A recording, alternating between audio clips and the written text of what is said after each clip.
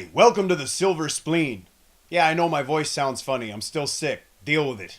My name is Wallace Beery, and this is my review of Firestorm. Firestorm is the story of a by-the-book cop who needs to catch a criminal, and the lengths and depths to which he will go in order to catch him. Well, that's the premise that's laid out in the beginning of the movie, but by the end of it, none of those things that are laid out apply, and nothing makes sense. Everything the film started with is gone. Everything the film ends with feels disconnected from everything. It's kind of a shame because there are some good performances in this film. Gordon Lamb plays an ex-con who has to decide between furthering his life of crime or establishing a relationship with his girlfriend. Philip Kung plays a snitch who has an autistic daughter. Andy Lau is that girl's godfather and a police officer. Don't ask me why. The movie never really explains. It does explain why Andy Lau is friends with Gordon Lamb, because they were schoolmates. But, in the movies, nobody ever bats an eye when cops are friends with people that also just happen to be suspects in a case that the cop is working on.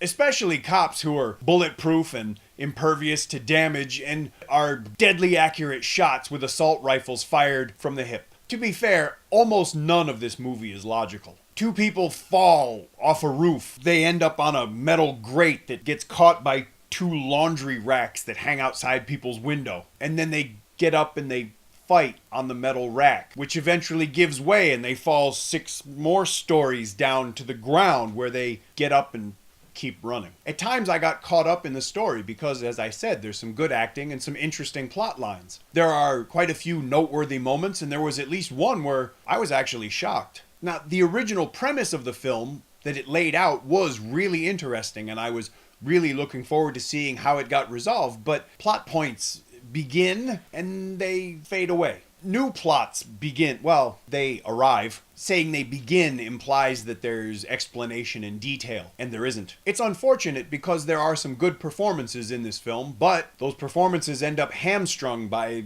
really bad script writing and bad CGI that in some ways is understandable. It's a lot cheaper and faster and easier to make people just shake a gun and then later add the shell casings and the muzzle flash with CGI. It's cheaper and it's faster and it's easier, but it's not better. There's also a lot of stuff in this movie that just seemed pointless. I don't know why it was in there. I was actually kind of confused by this movie. I couldn't follow it, and then even at the end of the movie, I couldn't figure out what it was trying to say. I couldn't figure out the point that it was trying to make. And in a way, I think that the movie wanted me to feel that a lot of things are pointless. That life is just a time span spent in some nihilistic limbo.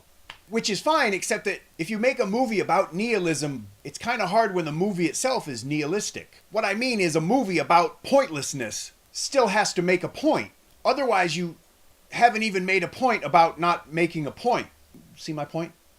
Firestorm doesn't really make any points, except in the bad movie column. There, it hits the jackpot. I mean, to be fair, Firestorm isn't the worst Andy Lau movie of 2013. That obviously goes to Switch. But I would say Firestorm is the second worst. Even so, that doesn't mean it's okay to steal the movie, so don't do that. Don't download movies. Stop murdering the movie industry. When this film is released to home video, we'll update the description so you can buy it like a decent, upstanding human. If you enjoyed this review, please leave me a comment. If you didn't enjoy the review, leave me a comment anyway.